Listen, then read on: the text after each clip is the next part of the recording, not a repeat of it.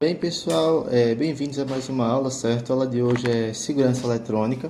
É um conteúdo bem fácil, bem tranquilo. Na verdade, é mais sobre princípios de segurança eletrônica, certo? Então, esse vídeo ele não vai tratar muito com conceitos, mas sim com princípios, certo? Então, não vai ser uma aula com cálculo, não vai ser uma aula com muitas, assim...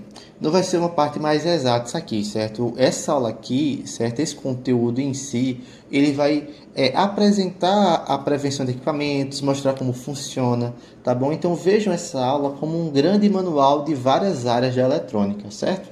Então preste atenção, não basta decorar, certo? Tentem entender, porque se for realmente na decoreba não vai entender como é que isso aqui funciona, tá bom? Esse conteúdo aqui, ele é essencial, certo? Para qualquer pessoa que trabalhe com eletrônica, porque isso aqui coloca a sua vida em risco e a vida de outras pessoas em risco. Então, isso aqui, de sistemas de segurança, tá? É muito importante e eu peço que vocês prestem atenção nesse conteúdo, certo? Então, vamos lá. Aqui nós temos um pequeno sumário, certo? Com 7 tópicos, então eu vou ler cada um para a gente se acostumar. Primeiro, a gente vai ver a necessidade de segurança e prevenção, depois as centrais de alarme e monitoramento, sensores para monitoramento, barreiras físicas de segurança, interfonia e controle de acesso, sistemas especiais de segurança, aspectos legais e éticos, tá bom? Então é o seguinte, necessidade de segurança e prevenção, certo? Vamos lá. Aqui a gente vai ter alguns fundamentos, certo? Basicamente, que é o porquê a prevenção e a segurança é algo tão importante na eletrônica, tá bom? Então é o seguinte, pessoal, tudo nesse mundo é suscetível a roubos, a furtos. A gente sabe o mundo como ele é, né? Roubos, várias coisas, é um mundo perigoso. Então, a segurança eletrônica, certo? É uma abordagem estratégica para que a gente consiga impedir coisas que estão fora do nosso controle. Porque o furto ele vai acontecer, ele pode acontecer, isso a gente não controla. Mas a chance de nos defender e de impedir que caso alguém tente ele não consiga, isso a gente consegue controlar. Então essa é a função da segurança eletrônica, certo? E além disso, uma coisa importante é que quanto mais valioso for o seu item, maior tem que ser a sua proteção contra ele. Contra ele não, a favor dele. Então, por exemplo, se eu estou guardando um dinheiro, eu tenho que colocar num cofre bem protegido, com sensores, com alarmes, porque quanto for maior o meu valor, mais eu tenho que proteger, tá bom? Então aqui o slide até ele fala o seguinte, ó, um sistema antifurto dificulta a ação do criminoso, mas não impossibilita totalmente o acesso, certo? Então isso aí obviamente vai ter alguma falha, alguma coisa, mas a nossa função é impedir o máximo possível, certo? Além disso, a segurança é maximizada quando eu trabalho conjunto com empresas de monitoramento especializadas, certo? Então, no mundo real, não é somente uma pessoa que faz o alarme, não é só uma pessoa que instala as câmeras, que bota a cerca elétrica, são o trabalho de várias equipes que juntos conseguem trabalhar, certo? Aqui no slide, nós temos alguns pontos, certo, que são muito importantes, como colocar senhas fortes, certo? Por exemplo, não colocar senhas bestas como 1111, não colocar data de aniversário, não colocar o nome de fulano, de ciclano, porque o importante, né, o que define uma das coisas mais importantes para a nossa segurança na eletrônica são senhas de credenciais muito fortes, certo? Além disso, aqui fala de formas de senhas, né, formas de reconhecimento, como além da própria senha, tem a chave, cartão, controle RF e até mesmo a biometria, que é uma das mais seguras, né? Porque na biometria envolve face, envolve íris do olho, a digital, formas de escrita, tem várias formas de você conseguir fazer através da biometria, certo? Além disso, o livro, o nosso material ele destaca, certo? De ter cuidado extremo com perda ou roubos de cartões, controles e chaves, certo? Então, se você é encarregado de alguma credencial muito importante na eletrônica, tome cuidado porque aquela eletrônica toda está nas suas mãos, certo? Então, vamos lá. Fundamentos. Aí vamos lá, biometria, reconhecimento de alto nível. Aqui exatamente foi o que eu acabei de falar, certo? Na biometria nós temos impressão digital, traços roxos, voz, retinas ou íris, geometria da mão, assinatura, padrões de digitação e vários outros, tá bom? Vamos agora para o outro, central de alarme e monitoramento, certo? Então é o seguinte, isso aqui que nós vemos, certo? É uma central de alarme. E aqui nós temos o desenho, certo? De como essa central ela é conectada, tá bom? A central de alarme é a parte mais importante do nosso circuito de segurança. Ele funciona basicamente como um cérebro, porque ele vai receber o sinal dos sensores e conforme nesse sinal, ele vai acionar sirenes, vai enviar alertas e ele vai ficar responsável por toda essa parte de segurança. Basicamente, a central ela é o processamento da nossa informação. Ela é o que vai processar e vai tomar certas atitudes, certo? Inclusive, aqui ela indica, né, a estrutura da central. Caixa plástica, gabinete metálico, transformador, que é o conversor de tensão da rede, LED de sinalização, placa eletrônica com circuito de segurança, gerenciamento de sensores, basicamente explicando sobre a placa, certo? Aqui nós temos uma pequena visão geral da parte interna dessa placa, certo? Como a sirene, certo? Aqui as conexões. E aqui nós temos um pouco melhor sobre como é que eles funcionam, né? Por exemplo, aqui a gente tem a bateria de 12 volts, né? Que são 12 volts de tensão contínua com 7 amperes, certo? Aqui a gente tem um fio conectado aqui na chave, né? O fio. Aqui nós também temos a placa conectada na fonte. Aqui nós temos toda a nossa central, né, onde cada pino ele vai para um canto específico, né? Por exemplo, o pino 7 e 8 vai para a minha sirene, né? Aqui já vai para o meu teclado, né? Aqui é o condutor, aqui já é o fusível, a conexão com a rede elétrica, né? Então passa por todo um processo de proteção para que ele consiga ser conectado na rede. Então, basicamente é assim que a minha central funciona, certo? É uma das peças mais importantes, quer dizer, é a mais importante, né? Porque sem ela nada funciona. E basicamente é isso, tá bom? Aí agora a gente vai ver tipos de central, tá bom? Na eletrônica, tudo vai evoluindo com o tempo. Então nós temos várias formas de montar, tá bom? Então na central existem duas principais formas, certo? Que é a central com fio, que é a conexão através da fiação física, e a central sem fio, que é através da conexão wireless, né? Bluetooth, Wi-Fi, basicamente, certo? Como é que cada um funciona? Vamos lá. Na com fio, certo? Ela funciona como um loop fechado. Então, é uma conexão física mesmo, através de fios, certo? De cobre, de ferro, de ouro, tanto faz. E aí, qualquer interrupção ou corte é interpretado como uma intrusão e dispara o alarme, tá bom?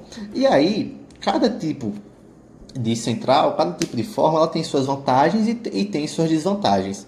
As suas vantagens são um gabinete metálico com proteção adicional e chave.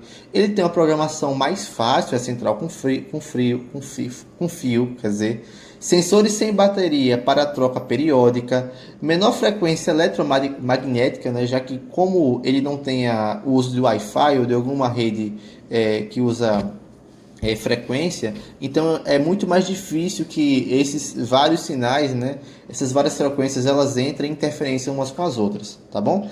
E além disso, a gente tem sensores que são mais baratos e são mais confiáveis, tá bom? Só que aí a gente tem algumas desvantagens. Primeiro é que como é físico, certo? A gente precisa de uma fiação. E isso aí tem que ter uma fiação por todo o local, então tem que ter uma estrutura maior. Porque a gente não deixa os fios expostos, né? Deixa o fio embaixo, através da parede, então a gente requer um lugar para passagem desses fios e aí a gente tem que ter uma infraestrutura, uma estrutura melhor para comportar isso. Além disso, a gente tem uma fiação que pode ser danificada, certo? E além disso, como a gente tem uma coisa física, né? Pode acontecer descargas elétricas e várias outras coisas, tá bom? E aqui nós temos um esquema típico, que são sensores ligados em loop fechado da zona, sirenes, teclados e linha telefônica para o retorno de sinal. Então aqui nós temos a nossa placa, a nossa bateria, aqui é o transformador, certo? Que basicamente ele baixa a tensão de 220 para a tensão que a nossa central suporta, e aí nós temos a nossa placa central através de fios físicos conectando a nossa zona 1, a nossa zona 2, a nossa zona 3, aqui vem para a zona 4. Certo? E aqui vocês vão entender um pouco melhor cada um desses, tá bom? Aí agora vamos para a nossa central sem fio, né? Que é a comunicação wireless, certo? Então vamos lá. A gente pode ver aqui o seguinte, né? A vantagem é, nas conexões wireless, né? As nossas instalações, ela é mais rápida, não tem um custo de fiação e não tem essa complexidade. Porque é só conectar na rede e acabou. Não precisa puxar um fio, não precisa pensar, não, peraí, tenho que colocar nesse lugar específico porque eu puxo o fio com a parede. Não tem esse problema, certo? Na conexão wireless é bem mais fácil. Eu coloco em qualquer lugar que eu quiser, conecto na rede, acabou, certo? Além disso, cada dispositivo tem sua zona própria, então fica mais fácil de você identificar a origem. E além disso, a gente tem um menor risco de defeito por conta de descargas elétricas. Porque como é através de sinais, isso não acontece. Aí agora a gente vai para a desvantagem, certo? Primeiro, a gente pode ter sensores mais frágeis, certo? Já que a gente não tem caixas metálicas de sensores. Além disso, é uma programação mais difícil.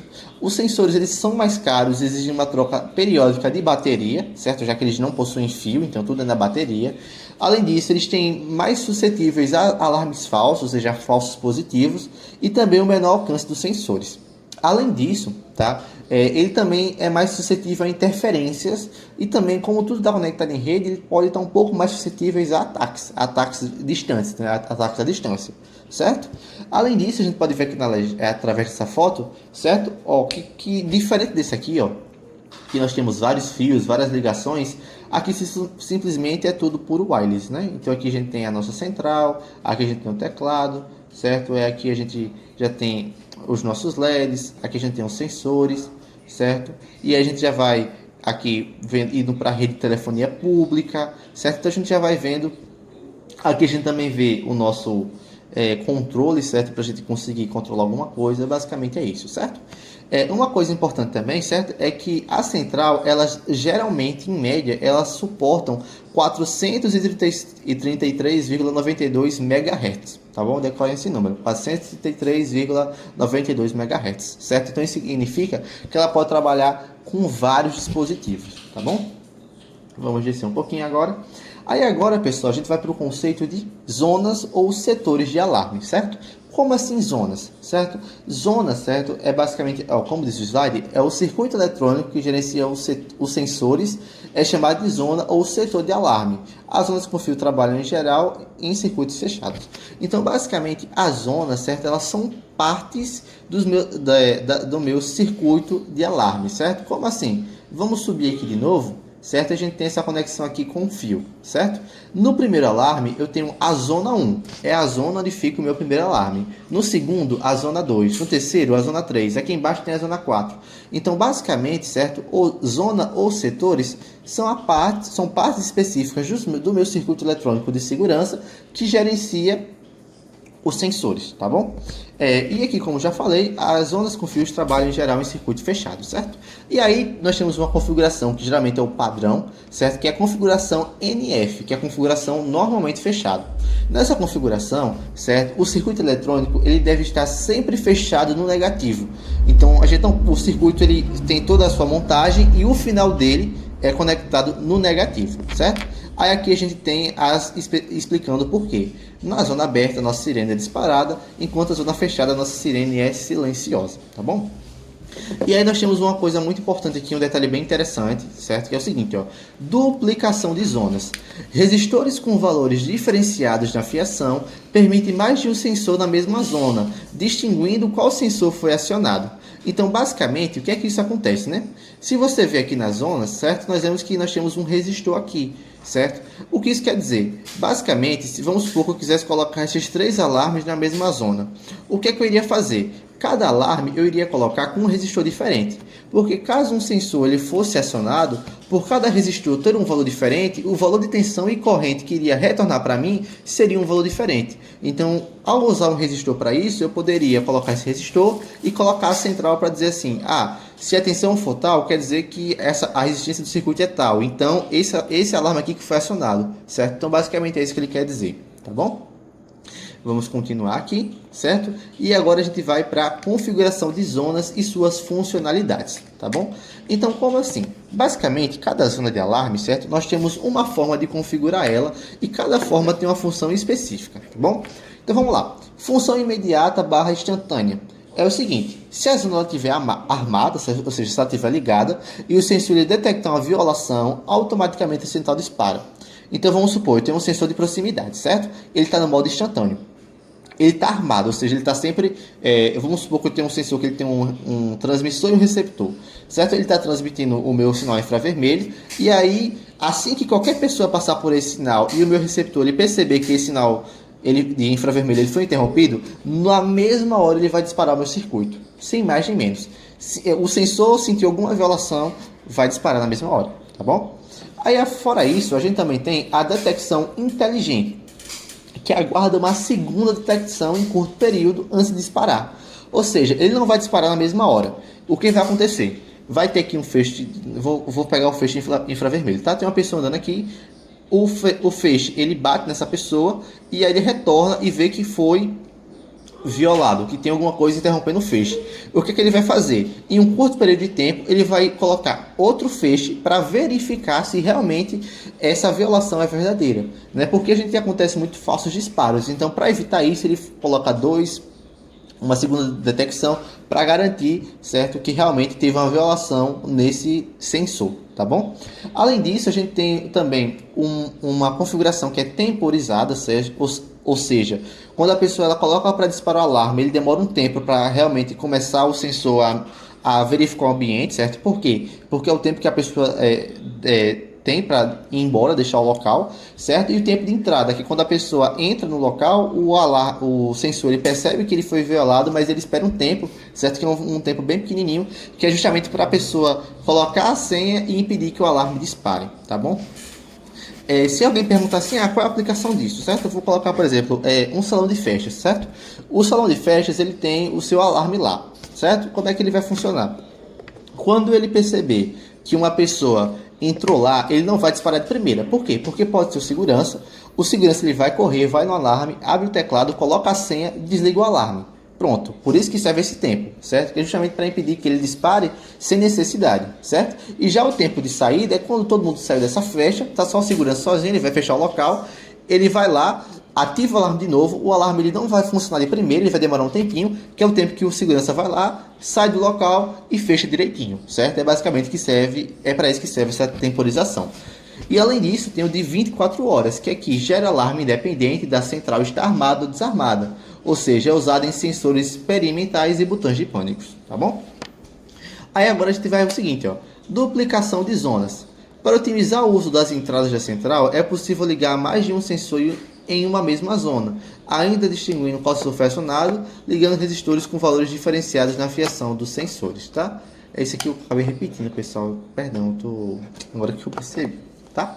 Vamos lá, centrais de alarme, acessórios comuns da central, certo? Então é o seguinte, na nossa central de alarme a gente pode ter outros acessórios, certo? Que é para complementar as funções dele. Quais são? A gente tem a nossa antena, que é justamente para centrais sem fios, então para aumentar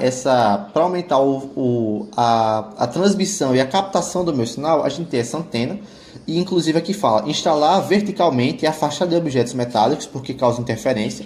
A gente também tem um discador telefônico que ele disca números cadastrados em caso de disparo, certo? Então, por exemplo, vamos supor, teve um rompimento do meu sensor, eu vi que alguém impediu o meu sinal infravermelho e percebeu que foi violado.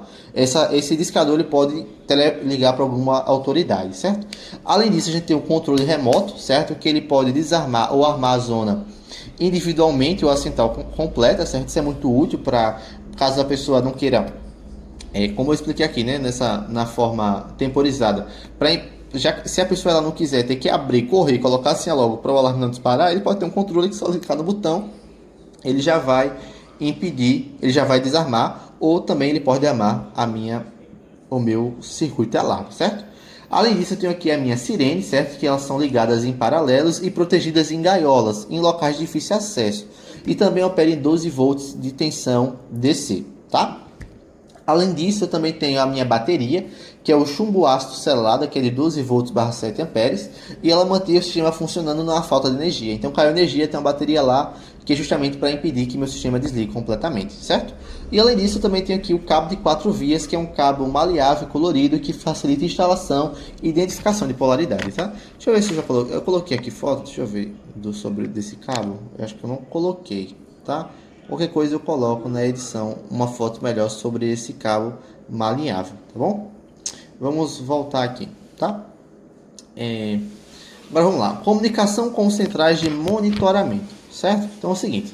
A monitoração à distância é uma das formas mais eficazes de segurança. Empresas especializadas operam 24 horas por dia. O que isso quer dizer? Basicamente quando a gente tem uma central de monitoramento, a gente tem algumas funções que é justamente para ajudar isso e para ajudar na comunicação. Aí o que ele está querendo falar aqui é que empresas especializadas elas operam 24 horas por dia. Então, quais são esses benefícios? A gente tem uma resposta rápida, enviada à estação, que pode chamar o proprietário ou a polícia. A gente também pode ter uma identificação detalhada do local. Então, por exemplo, se disparou, por exemplo, na cozinha, ele vai perceber que é na cozinha. Vamos supor que teve uma falta de energia, ele vai disparar e vai perceber que é uma falta de energia.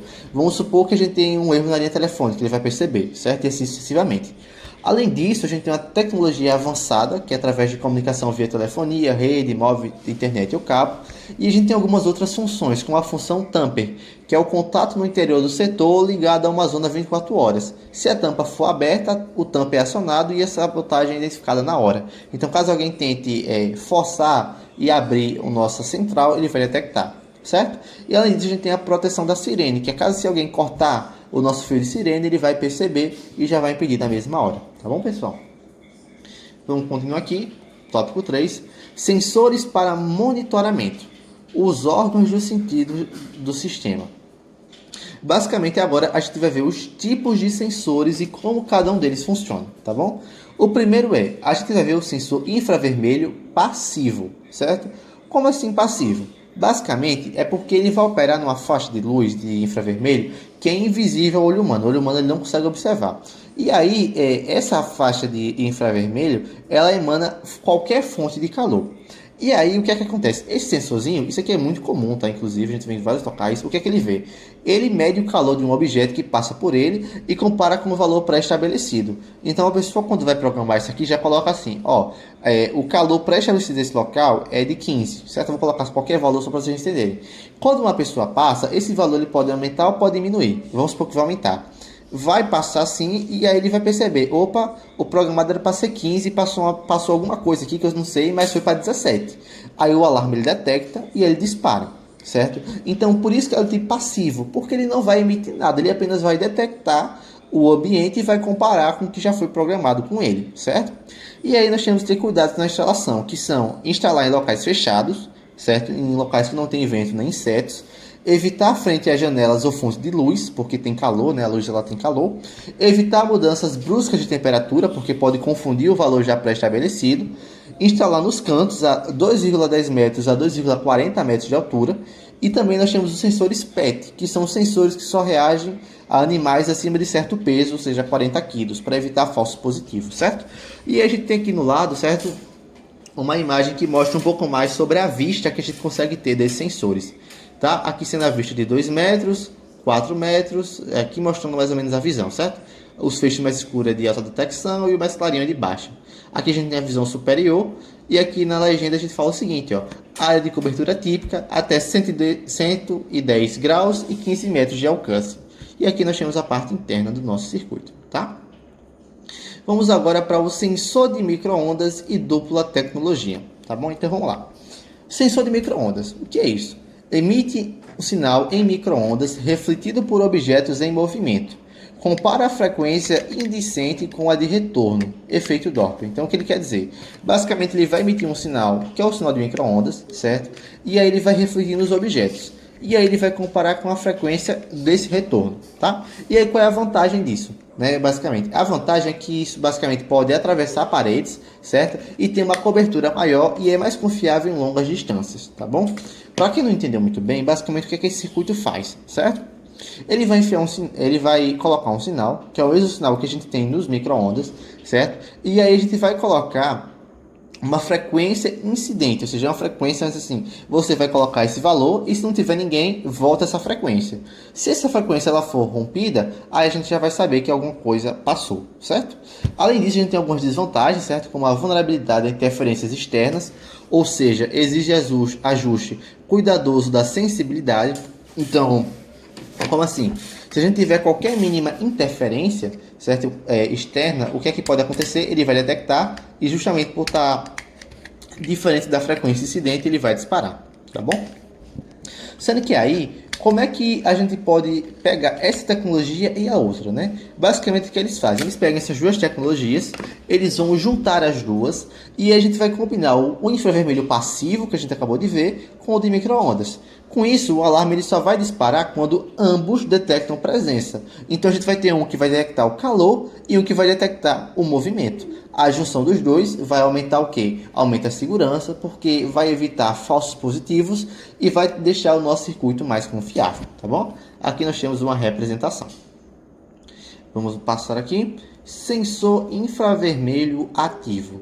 Basicamente é só você pensar um pouco antes, né? Basicamente, né? Se o passivo ele só detecta, o ativo, o que é que ele vai fazer? Usando a lógica, ele não vai só detectar, como ele vai transmitir. E é exatamente isso aqui que a gente pode ver através da imagem, certo? Ó, no sensor aqui nós temos o infravermelho, que é o ativo receptor, e aqui nós temos o ativo transmissor, certo? Aqui nós temos a central de alarme e aqui nós temos uma sirene. O transmissor ele envia um feixe infravermelho, e aí caso qualquer coisa ele fique na frente desse feixe, certo? O que a gente vai ver? O receptor ele vai ver que esse feixe foi interrompido, vai enviar para a central de alarme que vai disparar a sirene, certo? Então é exatamente isso aqui que funciona. Ó. Atua como um feixe de luz infravermelha que disparado quando há interrupção entre transmissor e receptor, usado em portas, janelas e sobre muros. A luz não é visível, tá bom? Além disso, a gente tem algumas coisas como alcance e características, certo? Que são transmissor alinhado frontalmente ao receptor, então é nesse estilo aqui, ó, um de frente para o outro. Feixe duplo amplia a zona de proteção, então nós temos um feixe aqui em cima e aqui embaixo. E também pares ligados em série minimalizam dispares por AV, tá bom? E aqui nós temos também o cuidado na instalação, que é o seguinte, ó. O uso externo é prejudicado pela chuva, evitar vegetação intensa ou presença constante de aves. A alimentação do receptor e do transmissor, relé de ligação na zona fica... a alimentação do receptor e do transmissor. Relé de ligação na zona fica somente no receptor, tá certo? Basicamente é isso. Vamos agora para sensor de vibração e sensor magnético, certo? Sensor de vibração é um sensor que foi muito utilizado em janelas e portas, mas foi amplamente substituído pelo sensor magnético, cuja a sua instalação é mais fácil, certo? Como é que o sensor magnético funciona? Basicamente, ele é formado por um ímã permanente e um relé de lâmina, certo? Basicamente. E o que é que acontece? Quando o ímã ele se afasta do relé, os contatos se abrem e assim ele aciona a central, tá bom? Basicamente é isso. E aí, qual é a sua aplicação? Portas, janelas, portões de garagem, e a gente pode ter uma instalação que é ímã na parte imóvel e também, por exemplo, na porta e também no interruptor do batente. Então aqui a gente tem uma foto, certo? Basicamente do relé e do ímã. Perdeu a qualidade até porque eu peguei de um PDF, de um livro, e eu tive que tirar print na maioria, e isso que eu não consegui tirar o print e a qualidade eu extraí através do Python, certo? Eu usei Python para conseguir extrair do PDF, então por isso que a qualidade não está muito boa. Além disso, a gente também tem aqui circuito fechado versus circuito aberto. Então vamos lá, no circuito fechado, o ímã ele está ativado, certo? E aí a gente tem o ímã, ele fica junto do sensor. E aí quando o circuito ele é rompido, ou seja, aqui, ó, quando a porta fecha, o ímã se aproxima e o contato fica fechado. E ao abrir, o ímã se afasta e o circuito abre. Então ele dispara o alarme, tá bom? O relé, né, ele tem um indutor, então ele vai ficar assim. Aí quando ele é rompido, ele vai ficar assim. O alarme vai perceber que teve um rompimento e ele vai disparar, certo? E aqui fala o seguinte, uma observação. Para mais de um sensor na mesma zona, ligar em série. A violação de qualquer um abre a zona, tá bom? Vamos agora para cá. Fumaça, quebra de vidro e monóxido de carbono. Isso aqui são sensores para casos específicos. Sensor de fumaça pode ser para incêndios, pode ser para lugares que é proibido fumar, certo? Então ele tem um sinal lá para detectar. Pode ser também, por exemplo, em outras situações, por exemplo, uma pesquisa que quer detectar, por exemplo, algum fumaça que faz mal para o ser humano. Tem várias aplicações, certo? Já o detector de quebra de vidro pode ser para carros, por exemplo, né, para detectar quando o carro está sendo invadido, quando o carro está começando a ter o vidro quebrado. Para lojas, né, que tem aquelas partes de vidro na frente. Né? Nós também temos o detector de monóxido de carbono, que é para detectar níveis de seguros de um gás que não tem cheiro, não tem cor, né? Não é possível a gente ver, e que é gerada pela queima de fontes de carbono, certo? Que pode ser usado em garagens, etc. E aí, como é que cada um funciona, tá? No de fumaça, a gente vai ter o quê? A gente vai ter sensores ópticos, ou seja, a gente vai ter processo de ionização em áreas onde é proibido fumar, por exemplo, e pode ter uma sirene e um LED integrado. Então, basicamente, ele tem um sensor, certo? Que quando ele tem a fumaça, vai acontecer um processo de ionização, ele vai detectar isso e aí a gente vai ter um disparo que vai ir para uma sirene ou para um LED que já está integrado para mostrar que está acontecendo, tá? Já o detector de quebra de vidro, ele é ativado por ruídos específicos de quebra ou trinca de vidro.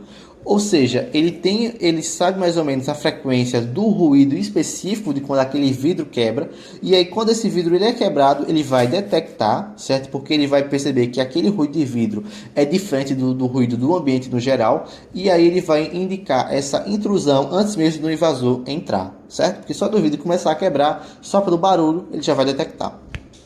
E já o detector de monóxido de carbono, certo? Ele justamente detecta níveis inseguros de um gás, certo? Desse gás aqui, monóxido de carbono. E aí agora a gente vai para boas práticas, que são cuidados essenciais na instalação de sensores, tá bom? Então é o seguinte, primeiro planejamento. Quando a gente vai fazer qualquer instalação, a gente tem que planejar. Como é que a gente faz isso? Pega a planta baixa do local, verifica os melhores pontos para alimentar um circuito, caso ele tenha fiação, né? Identificar os pontos vulneráveis, como portas, janelas, e pensar, será que esse ponto aqui é um ponto que eu coloco um alarme? Será que é um bom local? Então pensa, planeja, analisa. Muito importante. Segundo passo, fiação. Mantenha uma distância mínima de 30 centímetros dos fios de energia elétrica, nunca junto a condutores de energia, para evitar que a energia vá para um canto que não devia, para evitar, né, que aconteça alguma interferência e etc. Tá bom? Posicionamento. Fixar sensores após definir o cabeamento. Ajustar sensibilidades via jumpers internos, certo? Basicamente isso, ter cuidado com a posição que você coloca e fazer isso depois dos fios, tá bom? Não vá colocando logo o negócio depois para fazer os fios. Faça primeiro o fio para depois colocar o negócio, tá? Quarto, conexão em série. Mais de um sensor por zona deve ser ligado em série. Qualquer violação abre a zona. O que é zona, né, pessoal? Já expliquei. Zona é uma parte que é responsável por organizar várias partes de alarme. Então, vamos supor que... sensores, no caso. Então, vamos supor que eu tenho uma zona, certo? Que fica na minha porta. E aí, nessa zona, eu tenho 4 sensores, certo? Esses sensores, eles têm que estar conectados em série, certo? Por que não em paralelo? Porque se estiver em paralelo e um sensor, ele for rompido, né? Ele for violado, basicamente, ele não vai detectar, porque os outros 3 ainda estão funcionando, eles estão em paralelo. Só que quando eles estão em série, eles estão conectados um no outro. Então, quando um rompe, todos vão romper e a gente vai ter a violação daquela zona naquele mesmo momento, certo? Além disso, a gente vai ter também testes periódicos, que é testar acionamento com todos os sensores, testar a bateria, trocar as pilhas e anotar datas. Então, é sempre testar cada equipamento. Vamos supor, eu vou colocar a bateria, né? Vamos supor que a minha bateria dure uns 3 meses. O que eu posso fazer? Quando tiver perto de 3 meses, eu vou lá no negócio, verifico a bateria, troco ela, verifico todos os sensores, todos os alarmes para ver se está tudo funcionando, e aí anoto essa data. Quando eu ver que estiver chegando perto de 3 meses, eu vou seguir nesse protocolo, tá? E aqui nós temos o procedimento de instalação, que é conectar a alimentação, depois conectar a bateria, depois ligar a sirene, depois ligar o sensor, depois programar o controle remoto, fechar as zonas não usadas e ligar a linha telefônica, tá? Isso aqui é um procedimento de instalação, a ordem certinha. Vamos agora para barreiras físicas de segurança, né? Nem só da eletrônica vive o homem, a gente vai também na parte física, certo? Que é o seguinte, ó. Cerca elétrica, né? Vamos lá. A cerca elétrica é considerada uma primeira barreira eficaz contra a invasão, porque combina dissuasão, detecção e, em alguns casos, retardo da ação do invasor. Então, como é que a rede elétrica, como é que a nossa cerca elétrica funciona? A gente vai ter um eletrificador, certo? Que vai gerar pulsos de alta tensão, que vai de 8.000 volts a 12.000 volts, em intervalos de aproximadamente 1 a 1,2 segundos. E nós também vamos ter pulsos de baixa corrente e também de curta duração. Então, basicamente, o que é isso? A gente vai ter uma tensão muito alta. O eletrificador ele vai gerar pulso de uma tensão extremamente alta, só que em compensação é uma tensão alta, mas ele é curto, ele é um breve período de tempo, 1,2 segundos. E também a gente tem uma corrente bem baixinha, bem baixinha. Então, mesmo que a tensão seja alta o suficiente para romper o movimento dos elétrons do corpo, a tensão é tão baixa que não vai afetar o ser humano. Ela só vai dar um choquinho de leve para a pessoa acordar, prestar atenção na vida, perceber que não é para fazer isso. E aí sim, não é para matar, certo? É só para ser desagradável e machucar, mas matar não, tá bom? E além disso, qual é que acontece? Detecção. Ao ser tocada, cortada ou curto-circuitada, a cerca envia sinal ao eletrificador que vai mandar o pulso de alta tensão, certo? A integração. O eletrificador é interligado à central de alarme como um sensor. A sirene deve ser ligada à central, nunca direto ao eletrificador, tá? Bem importante isso aqui. Aí agora a gente vai para os componentes da cerca elétrica, bem importante também. Então vamos lá. Os hastes, que são os isoladores, que é essa parte aqui, ó. Estruturas verticais fixadas no muro onde são montados os isoladores. Isoladores, achei isso aqui, tá? Isoladores. Isolam os fios da estrutura física, direcionando o choque ao invasor, como a gente pode ver aqui. Fios, eletrofios, geralmente de aço inoxidável, tensionado entre isoladores, então eles têm que ser visíveis, né? Como aqui na cerca elétrica que tem aqui, ó, a gente consegue ver os fios aqui, tá? Mais ou menos aqui. Fio terra, que é o aterramento, direciona a energia do choque ao solo, protegendo o eletrificador e a sua edificação, certo? Cabos de alta isolação interligam o eletrificador à cerca, não devem passar de 15 metros, tá bom? E agora a placa de advertência, que é obrigatória por lei, que é justamente para ser visível e alertar sobre choque elétrico. Então, assim, cerca elétrica, cuidado, alta tensão, não chegue perto, não sei o que. Né? Basicamente é um aviso, que também é obrigatório, tá? Aí a gente vai ter aqui também medidas técnicas de instalação, certo? Então, quais são essas medidas técnicas, né? A gente pode ver isso aqui, ó. 2,20 metros de distância do primeiro fio de aço em relação ao piso. Aqui a haste terra, o condutor terra, o eletrificador, certo? Que está ligado ao cabo de alta isolação. Aqui ligado à rede, ó. 10 metros entre as placas de advertência e 2,5 metros entre os rachas, né? Que é aqueles tracinhos assim, tá? E aí aqui a gente tem algumas coisas escritas, como por exemplo, o sistema deve ser projetado para não causar danos permanentes, que eu já expliquei, bateria de backup, que garante o funcionamento em caso de falta de energia, e também a gente tem uma altura mínima, voltagem máxima, aterramento e sinalização, que são pontos protegidos por lei, certo? Então, aqui falou, né, ó, a tensão, ela está entre 8.000 a 12.000 volts, não pode passar disso, por lei, tá errado, tá? E aqui a gente tem o que também, agora a gente vai para a parte física, que é a parte física que não tem a parte eletrônica, né? Que é a parte que é a concertinas e combinação de barreiras, né? Que basicamente é o seguinte, são elementos físicos cortantes instalados sobre muros ou grades, que no caso é isso aqui, ó, que se a pessoa passa, sai toda fatiada, basicamente, né? Então aqui diz o seguinte, ó, as lâminas afiadas dificultam extremamente a transposição, causando ferimentos e retardos da ação do invasor. Então aqui nós temos uma concertina instalada sobre um muro residencial, e aqui fala o seguinte, ó, a combinação de barreiras físicas, muros, cercas elétricas e concertinas, com sensores de aproximação e feixes luminosos, atua em conjunto para detectar e inibir uma invasão. Então aqui nós temos os materiais, ó, como a faixa de perigo, né, a parte do material cortante, etc. Né? Vamos agora para o nosso quinto tópico, tá? Que é o seguinte, interfonia e controle de acesso. Seguinte, conceito, funcionalidades e tipos, né? Então é o seguinte, interfonia, né? Os interfones, também chamados de porteiros eletrônicos, consistem em um sistema eficaz de segurança e comodidade. Comunicação facilitada, como assim? O morador fala com o visitante sem se deslocar até a porta. Comodidade, reduz a exposição do morador ao risco. Controle de acesso, aciona remotamente a fechadura elétrica por um botão. Então, o que isso quer dizer?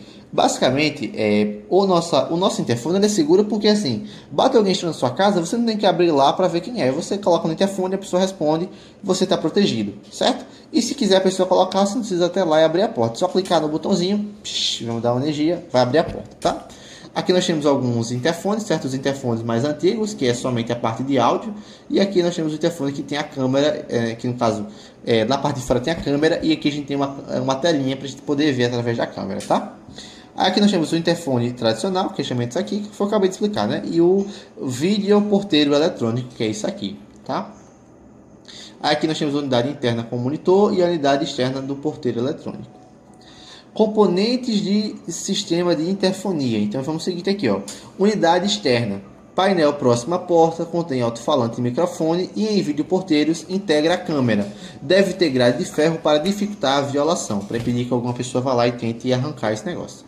Aí agora a gente tem também o que? Extensão de ramais. Então vamos supor, a gente tem uma unidade de porteiro eletrônico na parte de fora, e aí vamos supor que eu tenha vários telefones pela minha casa. Vamos supor que eu tenho uma casa muito grande. Então, vou pegar um apartamento. Não, pegar um exemplo melhor. Vamos supor que eu esteja no apartamento, né? Tem o meu porteiro e também tem a minha casa. Quando a pessoa telefona, vamos supor que vá tanto para o meu porteiro quanto vá para minha casa, certo? E aí o que é que vai acontecer? Quando for ligar, certo?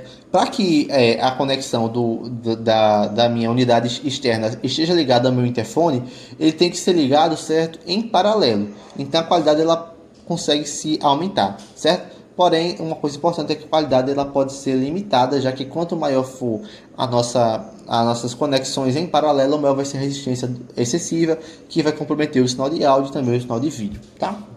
Além disso, a gente também tem as fechaduras elétricas, que são o quê? Que são que bloqueiam por correntes elétricas conectadas aos interfones e abrem a distâncias, alimentadas geralmente por 12 volts, né, de fonte DC, e a fiação deve ficar acessível pelo lado externo, certo? Também pelo lado interno. Então aqui a gente tem aquelas portas, né?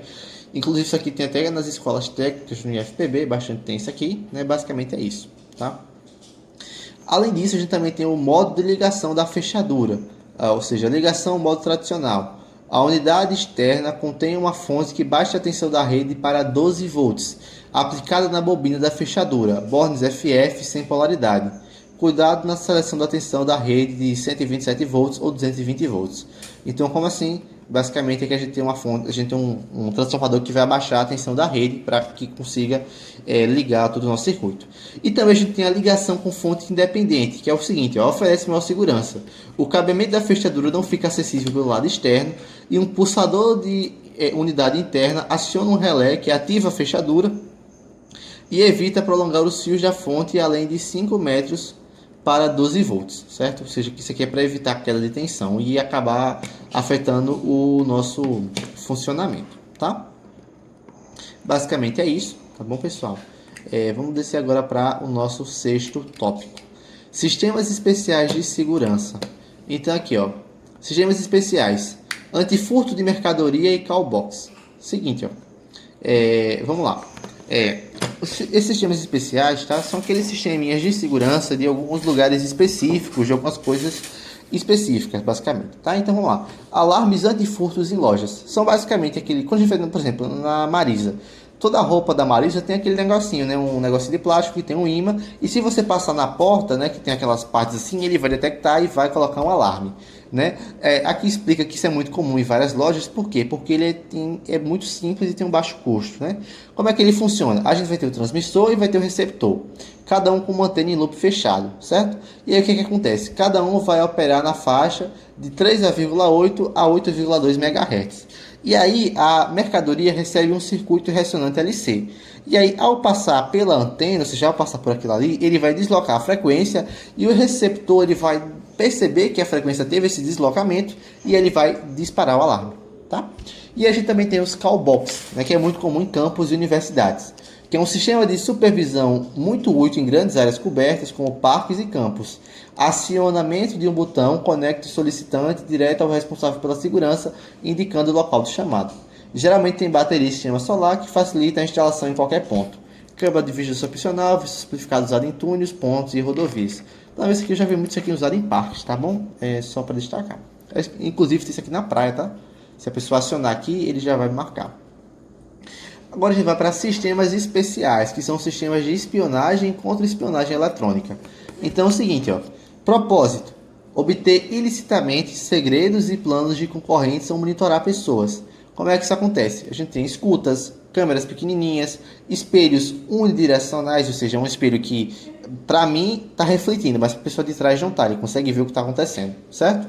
Então como é que cada um funciona? Basicamente a câmera em miniatura, ele é oculta em teto, em luminárias, em vasos, em quadros, relógios, certo? E transmite em vídeo e áudios via UHF, né, através de frequência. Deixa eu ver se aqui eu coloquei alguma foto.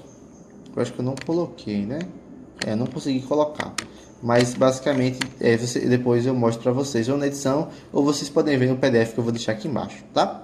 Aí basicamente a gente também tem aqui escutas eletrônicas, canetas com gravador MP3 ou transmissores na linha telefônica, ativam ao tirar do gancho, tá? E aí também nós temos espelhos direcionais, que foi o que eu já expliquei, né? Como é que cada um funciona? Eu vou dar alguns exemplos práticos, tá? Câmeras pequenas. Vou dar exemplo. Eu já vi isso para vender, inclusive. A gente pode ver isso através, sabe de quê? De tomadas. Tomada já não tem os 3 furinhos.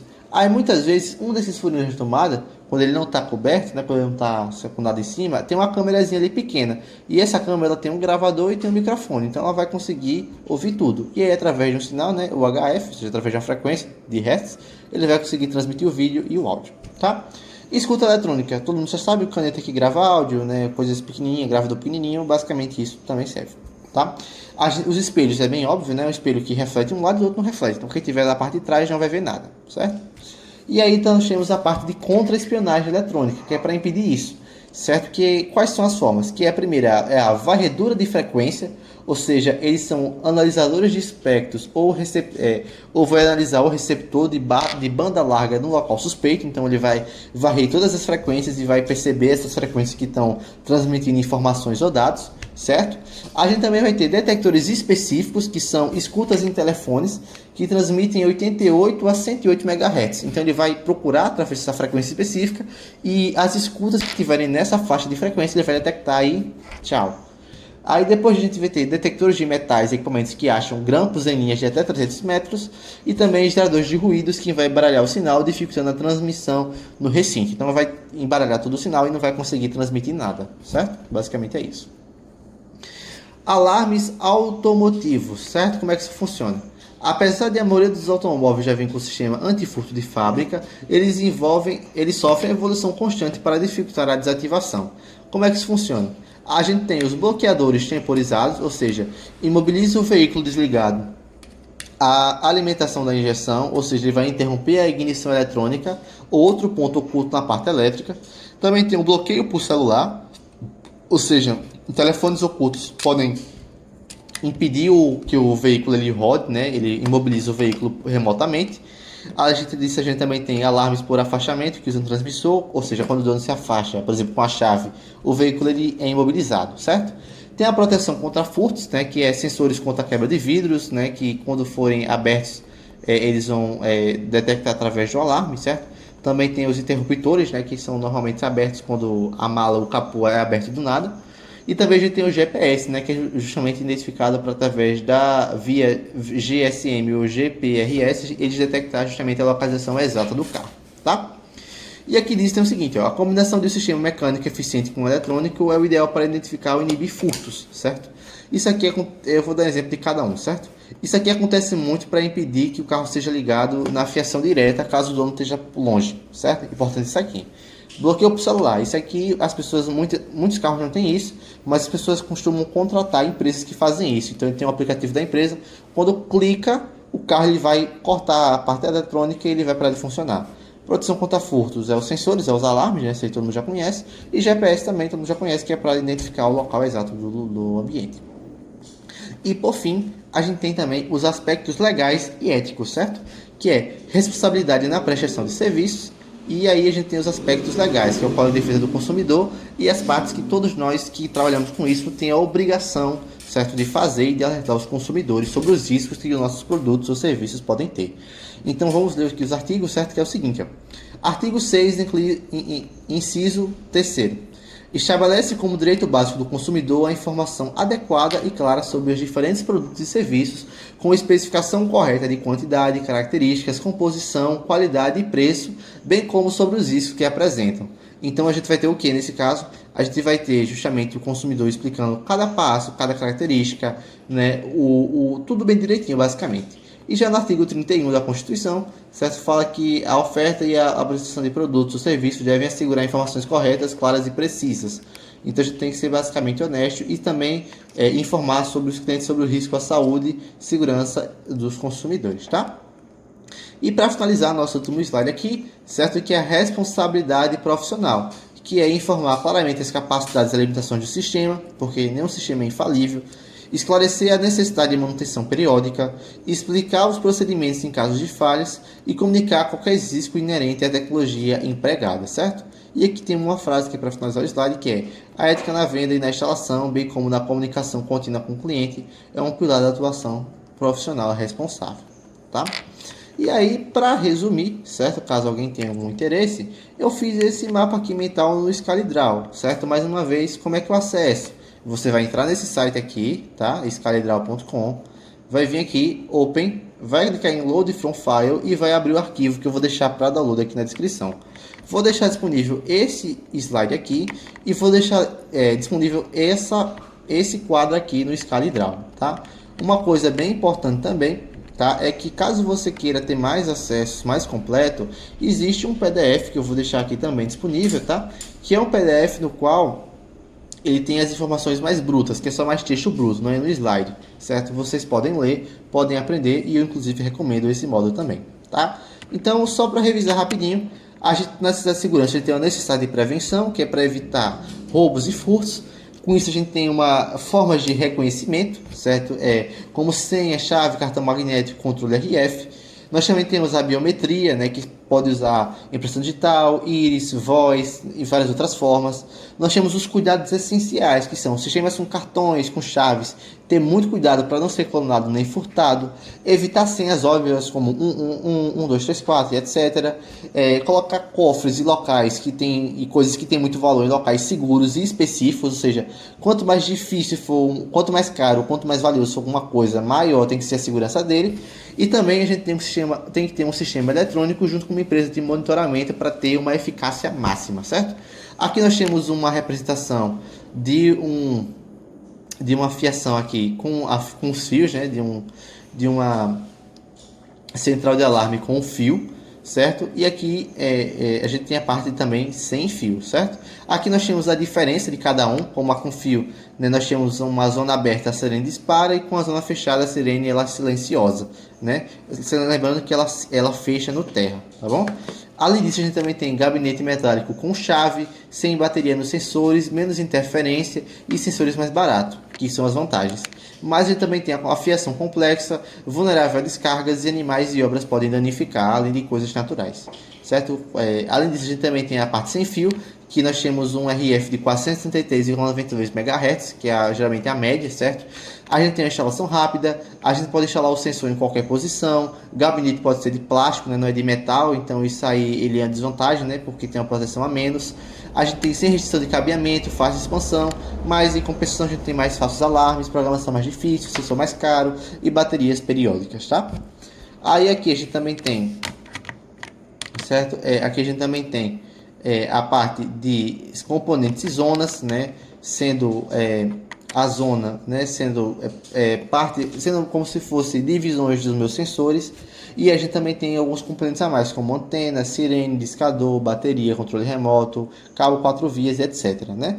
Nós temos os tipos de zonas, as zonas que dispara na hora, aqui aguarda uma segunda detecção para disparar, uma zona temporizada, ou seja, ela tem um tempo para disparar quando na entrada e na saída, né?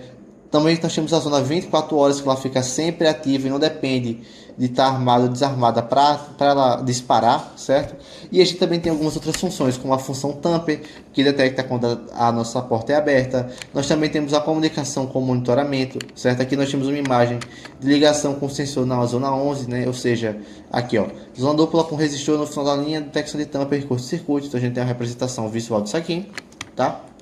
Além disso, a gente também tem aqui sensores para monitoramento. A gente viu o sensor infravermelho passivo, né, que ele basicamente ele só detecta basicamente a faixa de luz e compara com o valor já definido, né? Nós também temos o micro-ondas, né, que ele consegue detectar paredes e aí ele percebe o movimento através da frequência e ele detecta, só que ele é muito sensível. E a gente tem a junção desses dois, que tem um alarme que ele pega tanto o calor quanto o movimento, e com os dois ele confirma, né, que é uma maior confiabilidade. A gente também tem o nosso sensor infravermelho ativo, então a gente tem um transmissor e receptor, um fica de frente para o outro, ele tem um alcance de até 100 metros, e aí nós temos um feixe duplo, certo? A gente também tem um relé de zona, tal, etc. A gente também tem um magnético, né, que é um ímã na parte móvel da porta, e a gente também tem o nosso head switch, que é o nosso relé. E aí quando o ímã é aberto, a nossa conexão ela é rompida e o nosso alarme é detectado, certo? Isso aqui também acontece em portas, janelas e portões. A gente também tem alguns sensores específicos, que é o de fumaça, quebra-vidro e monóxido, né, como etc. A gente também tem que ter os cuidados na instalação, né, como a fiação, ela não pode ser mais, tem que ser igual, tem que ser maior ou igual a 30 centímetros de fio para evitar alguns erros, né, eletrodutos exclusivos, múltiplos sensores que são ligados em série, etc. Certo? Aqui tem uma representação visual de cada um, que é muito importante, tá bom, pessoal? Aí agora vamos para o próximo tópico, barreiras físicas de segurança. Então a gente viu aqui cerca elétrica, eletrificador, né, a importância da atenção. Lá a gente tem as partes importantes como os rastros, os isoladores, os eletrofios, aterramento, cabos de alta isolação, bateria de backup, certo? A atuação e interesse com alarme, ou seja, toque, corte curto, né? Basicamente esse aqui, algumas coisas importantes, certo? Aí já aqui a gente tem a interfonia, que no caso tem a interfonia tradicional, que é somente o áudio, e tem a vídeo porteiro, que também tem o vídeo, certo? A gente tem a unidade externa e interna, uma a gente protege com a grade de ferro, e a outra a gente tem dentro da nossa casa, que é justamente para a gente conseguir ver, para a gente ter comunicação com a parte externa, né? A gente também tem as vantagens, né, dessa interfonia, que é justamente a segurança, de você poder, à distância, já verificar quem é e etc. A gente também tem a fechadura elétrica, tá bom? A gente também tem um modo tradicional, que é uma fonte interna na bombina externa, 12 volts na bombina, e a gente tem que selecionar 127 volts ou 120 volts, dependendo da rede, certo? E a gente também tem a fonte independente, que é uma fonte mais segura, tá? Aqui a gente tem algumas fotos. Respeitar a polaridade conforme manual, cabeamento em tubulações livres de umidade, etc. Né? A gente também viu aqui sistemas especiais de segurança, como o alarme de lojas, né, que tem um transmissor receptor. Quando ele passa, ele vai aumentar a frequência, ele vai ter uma mudança na frequência. O receptor, que é aquela parte da loja, vai detectar e vai disparar. A gente também tem o call box, né, que é um botão em uma área pública que a pessoa, quando aperta, ele vai disparar e vai chamar segurança, alguma coisa do tipo. Também a gente viu a parte de espionagem, que é pequenas câmeras, escutas, espelhos que somente refletem um lado só. Também formas de contra-espionar, como gerador de ruído, grampos de linha, detetor de metal e etc. Aqui a gente tem algumas fotos, né? A gente também viu aqui alarmes automotivos, que são bloqueadores temporizados, injeção, ignição, ponto oculto, né? Basicamente a gente já viu. E aqui a gente tem a parte de aspectos legais, que é conforme a lei, que ele obriga, né, uma transferência total, uma ética profissional e um pilar da atuação responsável na área, tá? Então basicamente é isso, pessoal. Espero que vocês tenham gostado da nossa aula de hoje, tá? Foi uma aula mais resumo, porque, como eu disse, isso aqui envolve muitos conceitos. Então, vê essa aula, lê o arquivo que eu vou mandar, tá? Ele é um arquivo que tem 26 páginas, mas é uma leitura bem legal de ler, porque não tem termos difíceis, certo? Então, assim, vejam essa aula aqui, tentem memorizar os conceitos, tá bom? Muito importante. E aí, vocês fazem isso bem direitinho, né? Treinem, meditem, leiam o PDF, que vai dar tudo certo e vocês vão conseguir entender tudo certinho, tá bom? Muito obrigado pela atenção, até a próxima e